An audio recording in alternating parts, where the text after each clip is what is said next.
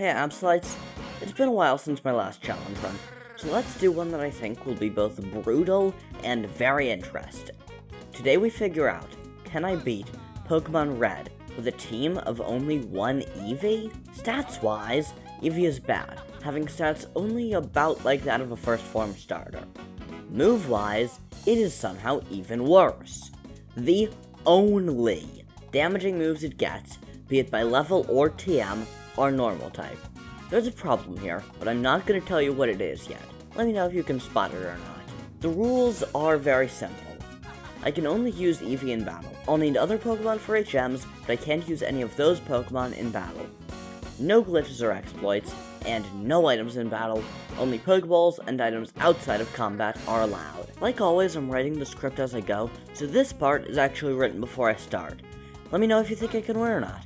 I'm confident I can win, but man, parts of this, namely the mandatory Ghost, Rock, and Fighting types, are going to be brutal. Right off the bat, I used the Universal Pokemon Randomizer to replace Bulbasaur with Eevee. I picked to replace Bulbasaur so that my rival will have Charizard, the hardest for us to fight. I name it Eevee, which is Eevee backwards, because I will never not be amused by that. I'm sure you're not surprised to hear this, but we need to grind for Brock. It took ages, so thanks to Little Miss Houndoom for keeping me sane during the grind. Watching her live streams was the only way I didn't fully lose my marbles, because she is so funny in her videos. Link in the description. I tried at level 24, set up 4 sand attacks against Geodude, and then gradually chipped my way through. I did the same for Onix, and eventually, I beat him. Along the way, I took the Helix Fossil. I knew if I didn't say what I took, you'd all laugh. Actually, now that I think of it, for an ask anyway. Algorithms are good for the YouTube comments section? I don't think I was fully awake when I wrote that. Comments are good for the YouTube algorithm. Misty the Water Gym Leader was really easy. I swept her team with Quick Attack thanks to how overleveled I am. Despite that though, look at this. A stab move from me, being 7 levels up on her, does a third of her health. Man, Eevee is trash. The rival on Nugget Bridge was also very easy. I swept through his team with Quick Attack, yet again, thanks to how overleveled I am. When I get to the SSM, I get the TM, which I think will be the savior of the run, Body Slam. Body Slam is a move with 85 power, 100 accuracy, and a chance to paralyze. I don't think the run would even be possible without this thing. The SSN rival battle was also super easy. I'm way overleveled, he never really stood a chance. I'm starting to think I shouldn't have done so much grinding for Brock. The rest of this game has been stupid easy so far. I thought I remembered hearing MDB say that he was in the low 20s when he beat Brock, so I got there, but I guess I remembered wrong. Not at all surprisingly, Surge was pretty easy. I just swept through with Body Slam, nothing to say here. There's a mandatory hiker in Rock Tunnel, who I've heard is often pretty difficult, but given how overleveled I am, he wasn't tough. Erica was also easy. I swept her team with Body Slam, nothing to say here. Giovanni was surprisingly easy, given that 2/3 of his team are rock types. I really just swept through with overleveled Body Slam. Pokemon Tower Rival Battle was also easy. I swept with Body Slam, nothing to say here. Okay, here's the roadblock that I mentioned earlier that I knew was coming, but I don't know if you would have. This mandatory trainer here has a Ghost type, and we can only learn normal moves. Look at this move list. Pay a bit closer attention. Do you see it yet? We can get Mimic by TM. I headed to the Copycat's house in Saffron City, and, well, I actually forgot that we can't get that yet. But, okay, Gen 1 is held together by hopes, dreams, and Sticky Putty. There's one other thing we can do. Do you see it? We got it from Brock. Bide is a move that we can learn that in Gen 1 may affect ghosts. Let's teach Eevee Bide and see what happens. So, can we use Bide? Yes, apparently we can. I'm getting hit quite a lot by stuff like Lick, which doesn't affect me, and Confuse Ray, which messes with stuff, but okay, we can. Well, we fainted, but I can use Bide weirdly enough. Like I said, this game is held together by hopes and dreams. Rival Fivel times up to J-Rose. He was also pretty easy, honestly. I really did just sweep with Body Slam. Most of his Pokemon took 2 or 3 hits, but they all either got paralyzed or made really stupid decisions, so I won. The second Giovanni battle was pretty easy. I swept through his entire team with Body Slam. The previous attempt was a lot worse because I got way less lucky, but eventually, everything on the RNG side went my way, and I won. After beating him, I finally went to the copycat's house and gave her a Pokédoll in exchange for the TM for Mimic, so that I can use that whenever I get to it. Koga was kinda weird. His Coughing and Muck both went down to 2 or 3 Body Slams, but Muck poisoned me, which is actually good because it meant I couldn't get hurt by Toxic. His second Coughing also went down in a few Body Slams, nothing to say here. Last, however, is Wheezing. I used Body Slam, doing some damage, but then he used Self-Destruct, killing us both. Now, by competitive rules, I win here, and since I had my HM Pokemon on my team, the game treats it that way as well. However, by regular gameplay rules, if I didn't have my HM Pokemon with me, I would have just lost. So, I'm not really sure what to do. I'm counting this as a win, primarily because I forgot to save before Koga, and thus would have to go all the way back to the most recent Giovanni battle. What do you think about this? Did I win, or should I have retried the battle? Oh, hey, if you've made it this far into the video, presumably you're enjoying it, so how about hitting that like button, and maybe subscribing? It really helps me out, and is a great sign that you enjoy the content.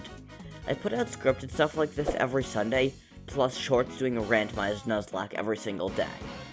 Also, maybe leave a comment? I try to reply to pretty much every comment I get. At this point, I can decide if I want to go to Sabrina or Blaine next. The right call is probably Blaine, because he's an idiot and I'll likely need any EXP I can get for Sabrina, but going for Sabrina will be better for content, and this run has been really boring for the most part, so let's go for Sabrina. She, honestly, was kind of a pushover. The fight started with me missing a Body Slam thanks to the 1 in 256 glitch where, thanks to a weird programming error, 100 accuracy moves have a 1 in 256 chance to miss randomly. After that, however, I dealt with her pretty easily.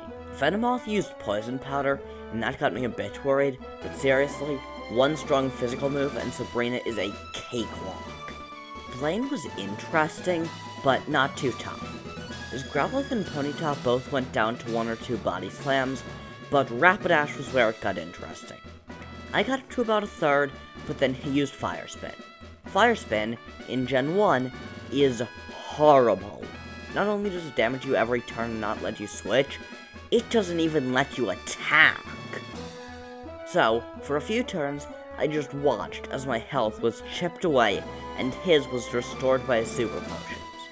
Eventually, though, I got through, and we're on to Arcanine.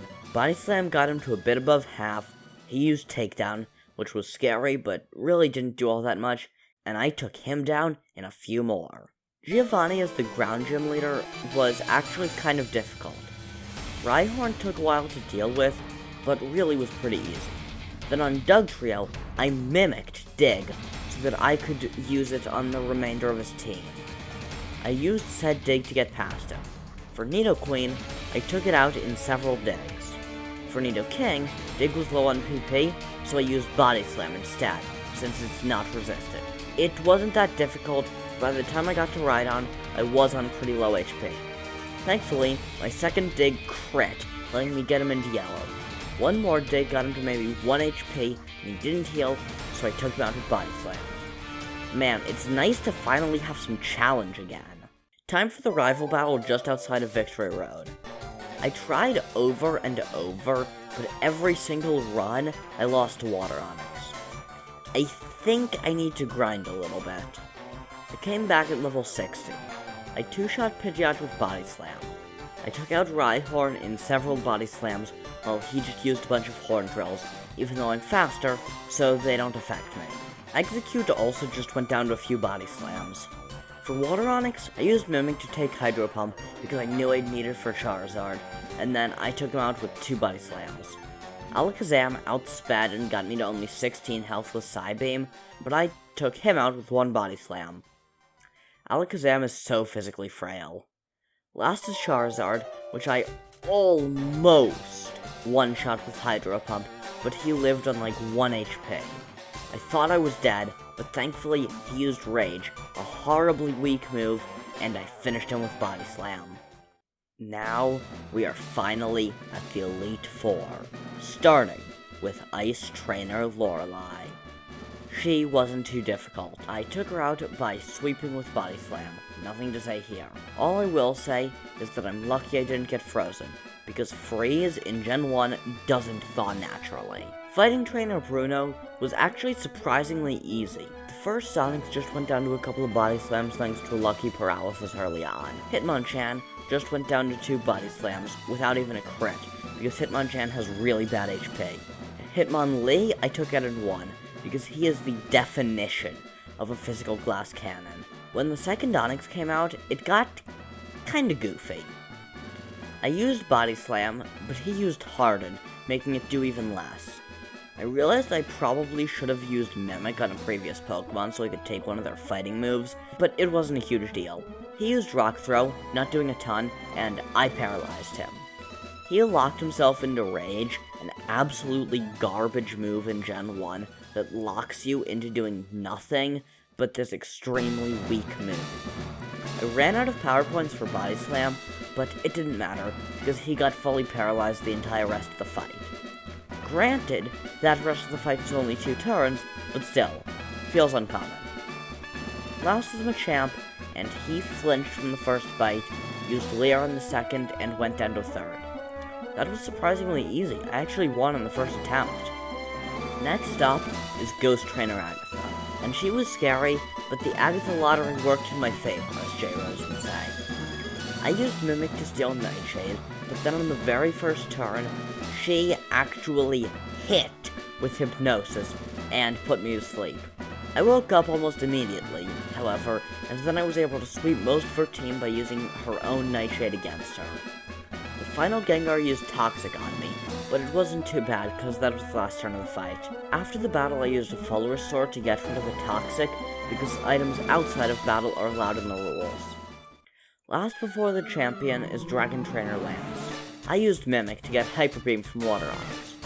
Now, this may seem odd because of the recharge turn, but there's actually a really weird mechanic in Gen 1 where Hyper Beam doesn't need a recharge turn if it takes out the opposing Pokemon. Now, I don't know if this technically breaks the no glitches rule, but since this is a really fun mechanic, I'm gonna use it. He used Hyper Beam himself, but that didn't matter because, well, great, it didn't quite KO.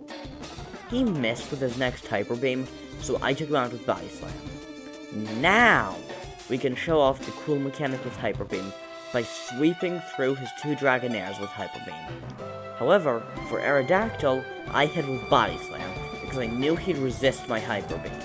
He went for his own, but it missed, and I got him paralyzed. I went for another Body Slam, and he used a retroactive Hyper Potion. I used 2 Body Slams to get him into yellow, and I took him out with Hyper Beam. Lastly, I one-shot Dragonite with a crit Hyper Beam. I was really proud of this strategy. Last is our rival, the Pokemon Champion. For Pidgeot, I used 1 Body Slam to get it to half, he charged for Sky Attack, and I finished him with another. Alakazam, I just one-shot with Body Slam. Rhydon, I slogged through with several Body Slams, while he used Horn Drill, which doesn't work because I'm faster, Tail Whip, which only helps me by setting up the Badge Boost glitch, watch J-Rose, and Fury Attack, which barely does anything. Also, sorry about the flashing lights, Gen 1 automatically turns on battle animations for the champion. Executor went down to 2 Body Slams, only using Stomp, which didn't do much. Water Onix went down to 2, only using Leer, which, like Tail Whip, only helps me. Last is Charizard. 1 Body Slam got him to yellow and paralyzed, he was fully paralyzed. Another Body Slam got him to like 1 HP, he was fully paralyzed again, and I finished him with Bite. Wow, this was a pretty interesting run. I had to grind a ton for Brock in the league, and that wasn't fun, but I loved stuff like the strategy of using Mimic to get Hyper Beam and sweep through parts of Lance's team, while never needing to recharge thanks to how weird Gen 1 mechanics are.